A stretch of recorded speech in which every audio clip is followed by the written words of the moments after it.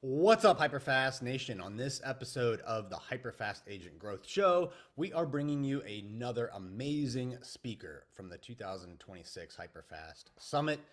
If you are not one of the lucky 100 agents to be in the room for the event, now is your chance to listen to Karl Svendsen. He is one of the top lenders in the nation, closes well over $100 million a year in loans. That's like 30 to 40 loans a month. So Karl taught us a lot about how to close buyers, how to get them over the hump, creative financing solutions, how to stay in a long-term relationship with them after the close to drive even more business from referrals and repeat business. So sit back, listen up, and take some notes. Here is Karl at the HyperFast Summit. Welcome to the HyperFast Agent Growth Show. Get real strategies, real results, and real estate them differently. Lead generation, team building, AI, and more from billion-dollar agents, best-selling authors, international speakers, and real estate coaches. Kerry Shull and Dan Lesniak. Let's dive in! Creative financing strategies, right? We need the lender that's going to be there to save the day. All right, so without any further ado, please welcome Karl Svendsen!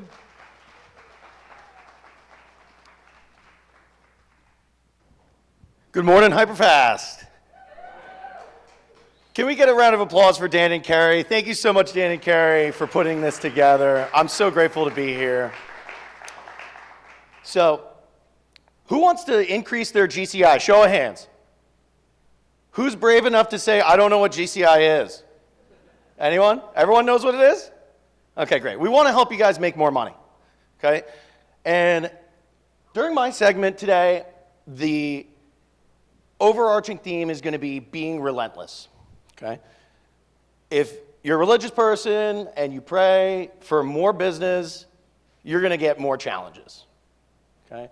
And the more that you're able to overcome those challenges, the more money you're going to make, the more families you're going to be able to serve.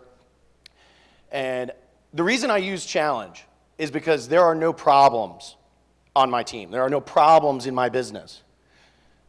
A lot of your scripting is about knowing what words not to say. So I never use the word problem. Everything's just a challenge. And part of that is psychological for me and my team, but part of that is also how you're conveying that message to your potential client. Because when you use the word problem, they automatically think, oh my gosh, something is wrong. And we don't want to portray that there's something that's actually wrong, because most of the time, everything can be overcome. Now, what do you do when somebody says no? And when I say this question, this is mainly from a financial standpoint. What do you do when somebody says, no, you can't get financing? When I talk to a lender that for a special product and I can't get a yes from that lender, I'm going to pick up the phone and call as many people as I need to until I get a yes. So if I was a real estate agent, I would do the same exact thing. I'm going to call as many people as I need to until I get that yes. Because a lot of the times, it's just that particular lender or that particular company that doesn't want to do the deal. So here, I want to share a story about my friend Oliver. Shout out to my man Vic in the group. We had a crazy transaction last month. Oliver was an investor. He already owned one rental property. He was a self-employed person. And because, a lot of you guys, you're self-employed, it's hard to document your income sometimes for a mortgage. So we set him up with a DSCR loan. Does anybody know what a DSCR loan is? Show of hands. Who knows what a DSCR loan is? Cool. Okay, so for those of you that don't know what it is, it's a modern-day no-income loan for investors. It's just all based on how much can you rent the property for, okay? Doesn't involve any verification of rent for the borrower. So we set him up on a DSCR loan to cash out his rental property, take some money out of that rental property, put it into the new purchase, and the new purchase was a very particular property. It was a home that had a bunch of violations with Fairfax County, and the listing said cash only offers. Show of hands, who has wanted to write an offer for a buyer that needed financing and the listing that they wanted said cash only? Anyone? A lot of the times you can do them with financing. It's just, are you working with the right lender partner? Do you have the right product? And are you skilled enough to have the proper conversations with the listing agent and give them the reassurance that they need, that you're working with the right people, that the deal's going to get to closing, and it's the right choice for their seller to take a financed offer instead of selling to a cash buyer, right? A lot of the work goes on the realtor side for you to have those empowering conversations with the listing agent to convince them that this deal makes sense, right? Now, when I say I had violations, it was a house that only had one legal bedroom because the other bedroom wasn't up to code, and then it had another separate unit behind it that was used as a mosque. And there was no backyard. It was just a whole parking lot. So any lender that looks at that house, for the most part, they're going to be like, this is commercial in nature. This is not a house. And also, how are you going to comp a one-bedroom house on the appraisal? How are you going to do it? So I said, hey, Vic, don't worry, man. We got somebody that'll do this loan. They ended up denying it because they said, yeah, no problem. And then we get the appraisal back, and they didn't like it, right? And then I found another lender that's going to do the loan, I think, right? And then we get a challenge on the refinance because on his refinance, he did an addition, and he had 2 kitchens in there, and they're like, hey, it's only a single unit property. We don't like that it has 2 kitchens. It's really multi-unit in nature. So they didn't want to do the refinance either. And so I called probably 30 lenders until I found somebody that was going to do both loans. And the first one closed, the refinance closed just as we planned, DSCR product, cashing out the existing rental. And then the purchase loan actually had to close as a fix and flip construction loan. So borrower's going to do some renovations to the property, make it a legal 3-bedroom, tear down that other building that was a mosque, and he's going to come back in a couple months, and we're going to just do a permanent financing loan for him.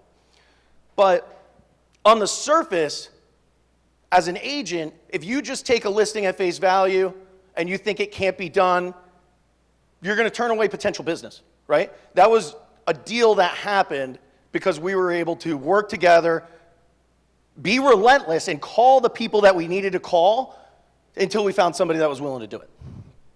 If I just took the first or the second no, then the deal wouldn't have closed, right? Whoa! Now you guys see what's coming. Can I get some help on this? Someone? Cool. Okay. Well, moving on to the next slide was I love saving deals. And so I wanted to tell another story. You know, I like to tell stories because they're relatable. I had an agent call me on Friday night, I don't know, a month and a half ago. And he said, hey, this is a 911. We got a big problem. I need help. He said, hey, this buyer came to me. He was already pre-approved. You know, I already showed them a dozen houses, had to negotiate against 20 other offers to win this house, and we did it. We got it ratified. And then the lender says, hey, we pre-approved him for FHA. We found out he's not a U.S. citizen or a permanent resident. He can't get FHA financing. But we got him on a conventional loan. He's just got to put 20% down. Buyer didn't have no 20%. He went into the contract planning to put 3.5% down. So I call the buyer. I confirm as much information as I can. A lot of it's about taking good inventory. The more information you have about what levers you can pull, what assets do you have, what family do you have? What assets does your family have that we can tap into, the more likely you're going to be able to find a solution. So for this gentleman, he worked 3 jobs. One of them, he was running his own business. Whoa, I got to go back. We're not ready for Tamika yet. All right. Worked 3 jobs, and the lowest that he could get to closing on was 10% as a down payment. Not the 3.5% that he was hoping for. And he only had 5% on hand. So we had a shortfall of 5%, and 5% of, 1.1 million, that's a lot of money. Found out his brother was going to live with him. His brother already had a house that they lived together in. we gave his brother a line of credit on his house. And then his brother gifted him the money from the line of credit to cover the shortfall. The other funny thing was his brother actually had the same name as him. And his name was Clement. I won't share your last name, but it wasn't John Smith, right? So that was an extra layer of fun with underwriting where it's like, hey, that's not him, I promise. So the point, though, is I looked at it at a different lens than the original lender that pre-approved him. Original lender put him in the wrong loan product. And then when he tried to fix things, he gave him a solution that wasn't really a solution, right? But if we ask the right questions, then we're in a position where we're more likely to find a solution. All right, so let's talk about how we're actually going to help you guys make more money. Meet my friend Tamika here, great agent. I met her back in November. She's down in Washington, North Carolina. She's a killer salesperson. And Tamika closed 4 homes in the 12 months before I met her. Okay? Met her in November. So we've been working together for, 7 months? She's closed 8 homes in the 7 months that we've been working together. And 4 of those deals, I can promise you, would not have closed if they were working with another lender. I'll give you an example for 2 of them. One, she got from a referral program through Veterans United. Does anybody get referrals from Veterans United? Veterans United, they give a lot of leads through their referral program to agents. So if you're not signed up in your market, you probably should look into that. Now, they're going to restrict significantly how much the veterans can get approved for financing, which means there's a lot of other opportunity that's untapped there. They pre-approved this client for $150,000. House that he loved was $200,000. So she called me. She said, hey, can you get this guy approved for more? And we did. And part of that is just based on what the requirements are at the lending organization and what they're willing to do. The guy could afford it. The VA said he could afford it, but that lender, made a decision otherwise, right? The second one, I think, was a little more fun. It was what we thought up front was a cookie cutter deal. It was a buyer that lived up here in Arlington. He wanted to buy what's going to be his retirement home down there on the lake. And, he was just going to put a bunch of money down, had excellent credit. Seemed like a super easy deal. He finds the house on the lake, and the house on the lake is a manufactured home, and then it has another manufactured home on the same lot. So I know manufactured homes not really big around here, but so you guys know, they don't qualify for the same loan products all the time as regular stick-built houses. And most lenders are not going to finance 2 of them on the same lot. Kind of similar to Oliver's story, I had to call like 30 lenders to find somebody that was going to do 1 mortgage with 2 manufactured homes on it. And we made a deal happen for that guy. So a lot of it is about having an elite lender partnership that's going to allow you to realize more deals out of the existing buyers that you have, right? So if you've been doing this for a while, you probably got a big database. All those are people that raised their hand. Those are people that said, hey, I'm thinking about transacting with you. I'm thinking about buying or selling. But there's something that's holding them back. There's a reason why they haven't transacted with you yet. And I would say a large portion of those are probably going to be tied to timing and financing. So she doubled her GCI since she started working with us. Would it make a meaningful impact on your business if you were able to double your GCI? I think so. All right, so how we increase your GCI is by increasing your conversion. Talked about that a little bit. Part of that comes down to doing a property reality check.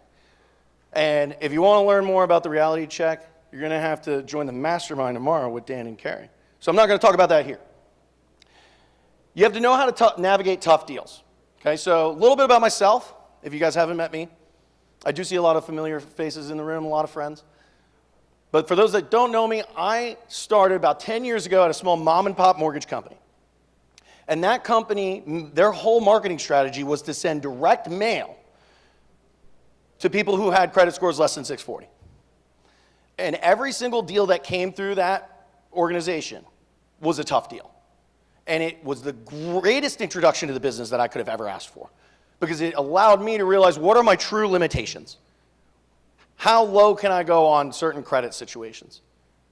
At what point do I need to put together a credit plan? At what point do I need to say, hey, you're going to need to have a cosigner? What are my potential limitations? And how to navigate those tough deals really all starts from that first conversation, right?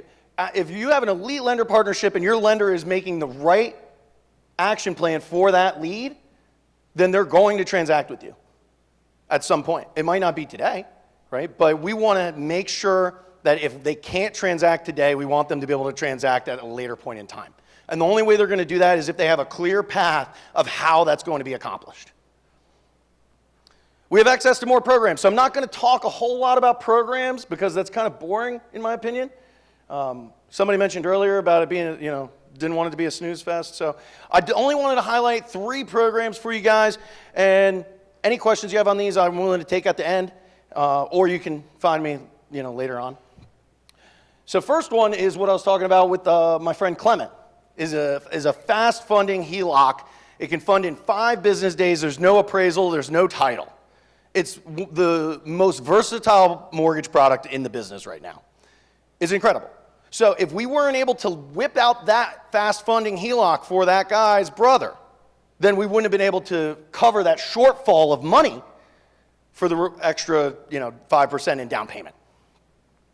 So that was pivotal. And that just came out in January, brand new product. I've already done, I think, 6 of them. Very, very simple. And what's really cool about it is that everything's digital. So if you have somebody, let's say for you guys, you wrote off all your income on your taxes. On your taxes, it looks like you make no money. We don't care because you're going to link your bank account to the portal and it's going to verify how much money's gone in your bank account in the last 12 months, and that's your income. So badass.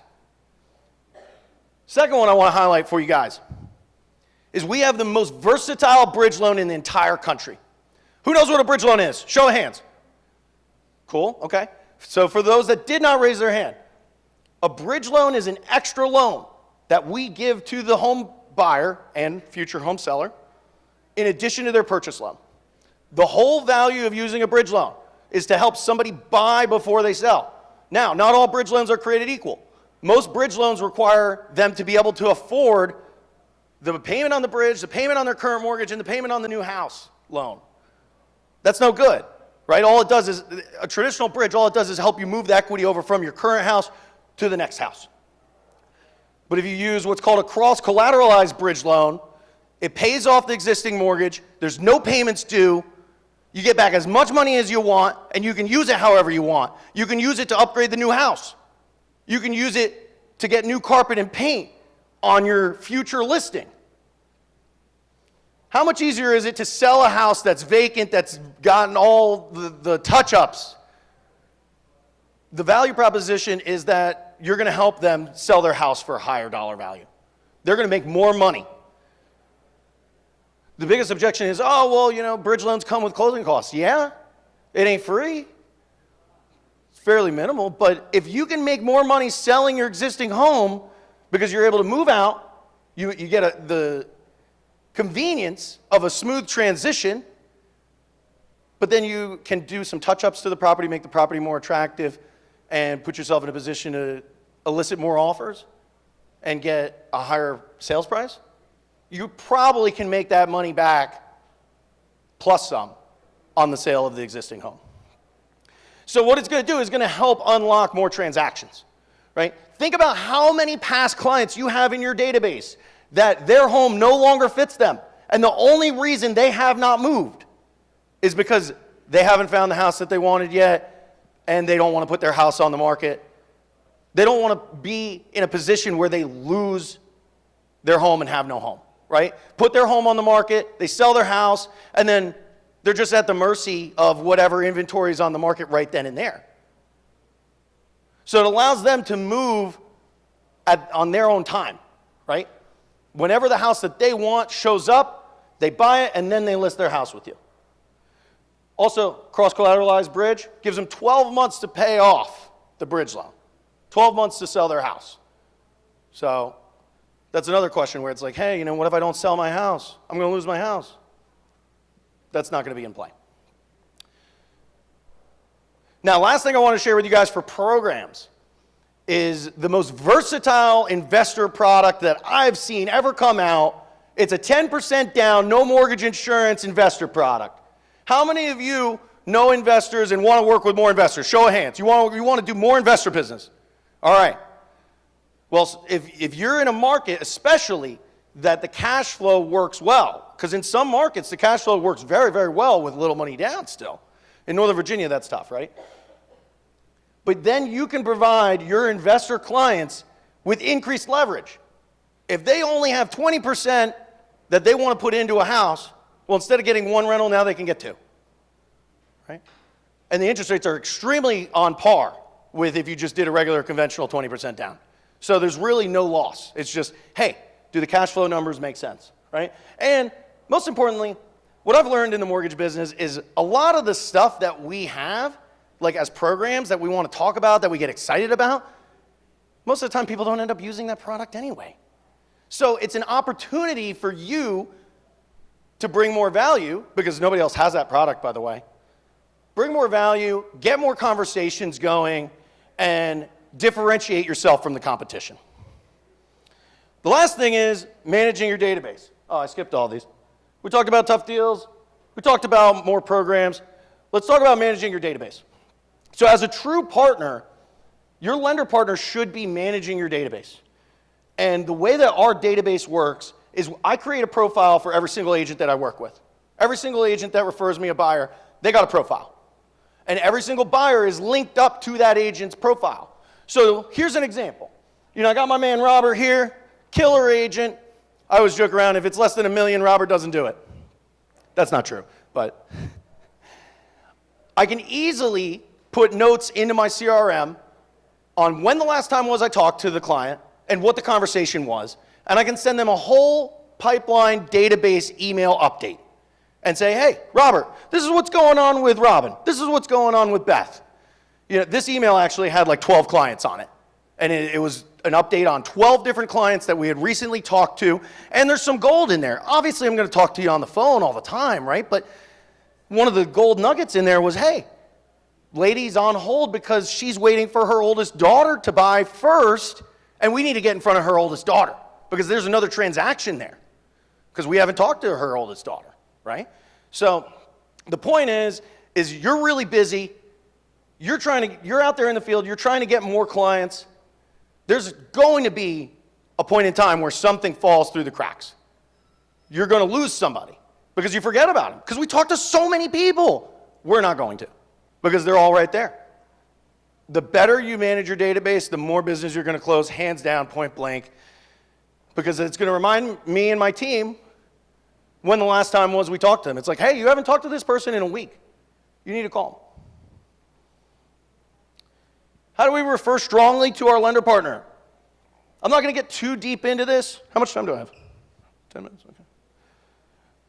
Didn't plan on getting too deep into this. Would love to talk to you guys more one-on-one about it, but this is what I do want to share with you, is that the most elite agents that I work with, they only refer one lender. Refer me. But the reason they only refer me is because they're in control of the transaction. Referring multiple lenders puts you in a position where you're not in control. It creates diffusion of decision making. It's like the ice cream analogy. Who knows the ice cream analogy? No one? All right. You go to an ice cream shop with 40 flavors versus going to an ice cream shop with chocolate, vanilla, and strawberry. You're more likely to buy an ice cream at the chocolate, vanilla, and strawberry ice cream shop because it's much easier to make a decision. You got 40 flavors, you're just overwhelmed with how many choices you have. So the point is, be in control of your transaction. As soon as you lose control, you have a significantly impacted percentage of what your ability is to close the deal. The percentage opportunity of closing the deal drops dramatically. I don't know what that number is, but I know because every single time that I felt like I lost control, and you'll know when you get off the phone. By the time you get off the phone, you can ask yourself, did I win that conversation or did I lose that conversation? Because if you didn't win that conversation, you feel beat up and you're like, man, I don't think that went well. That's probably because you lost control. if you're in control in the conversation and you're moving them from point A to point B, you're going to have a higher chance of converting the lead. But I'll close with this on this thought, is that you need to implement it as a part of your regular process. So, you know, especially like, because I've trained so many agents, like the brand new agents, they're going to say, oh, is it okay if I call my lender now so we can do a pre-qualification? You don't want to ask permission. Do not ask permission. It's a part of your regular process. You went over their financial needs in your buyer consultation and you said, okay, now at this point, we're going to make a quick call to my lender so that way we can make sure that we find you the home that's the right fit for you financially. Does that sound good? They're going to say yes every single time. Okay? So make it a regular part of your process. Don't ask permission, and the buyer's going to have put their trust in you. And the point, which you'll learn more about the reality check if you join Mastermind tomorrow, is that you're going to have a lower likelihood of getting fired. Because what I've seen, the number one reason why agents get fired is not because you're a bad agent, and it's not because you weren't doing your job. It's because the buyer doesn't have realistic expectations. So if you're able to reset their expectations on, hey, you know, everything that you're describing, it's going to be a little bit more monthly than what you expected, right? The more likely you are to close the buyer, the less likely you're going to get fired. So would it make a meaningful impact in your business if you were able to close 5 more transactions by the end of the year? Show of hands. 5 more transactions would make a meaningful impact. Okay, cool. We should talk. All right, last thing that I got for you guys, and then you know, I want to hear any questions if anybody has one. If you know me, I got sober about three and a half years ago, and that made a huge impact on my life. I met somebody that is working a 12-step program, and he shared something that I thought was really inspirational and really relatable to real estate. And it's the story of the coffee bean. Does anybody know the story of the coffee bean? A couple? Oh man, you stole my thunder. Okay. Well, for the rest of you guys, here it is. You got a carrot, an egg, and a coffee bean. You put all of them in a pot of boiling water. A carrot becomes soft. The egg, the heart of the egg turns hard. And the coffee bean changes the water around it. So, all the agents that leave the business in the first 12 months, they're carrots, they're soft, they're no good. All the agents that said, hey, interest rates are way too high, I'm going to do more business when interest rates come down. They're eggs. Their hearts are hard. They're making excuses. So are you going to be a carrot, an egg, or are you going to be a coffee bean, and you're going to change the environment around you? Let's go. I want you to be the best damn coffee bean you could ever be. Thank you so much. Any questions? All right. Come find me later. Thanks, guys. All right, I hope you got a ton of value out of listening to Karl. He is amazing. And if you did, and if you listened this long, I think we've earned a 5-star review. So go ahead, tap the 5 stars on Apple. Leave us a comment as well. Or if you're listening on Spotify or watching on YouTube, of course, you can follow us and leave us comments and reviews there as well.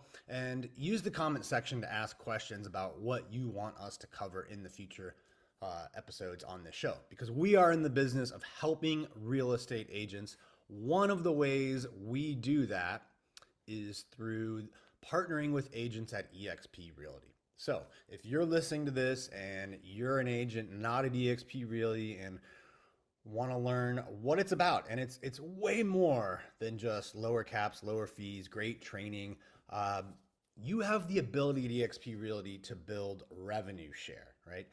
This is a system where they have grown the company by rewarding the agents that help attract or recruit other agents to the company.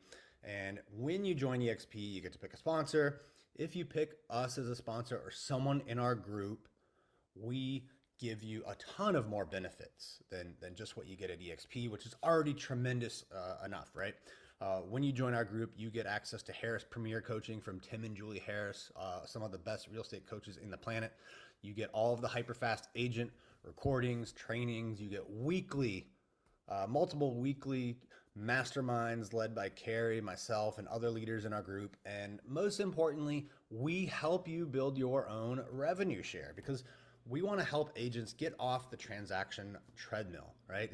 It's great to make income from your sales, but here's the key, and here's the thing, and until eXp Realty came along, that the industry was not designed to do. right? The industry was not designed to help agents build income beyond their transactions.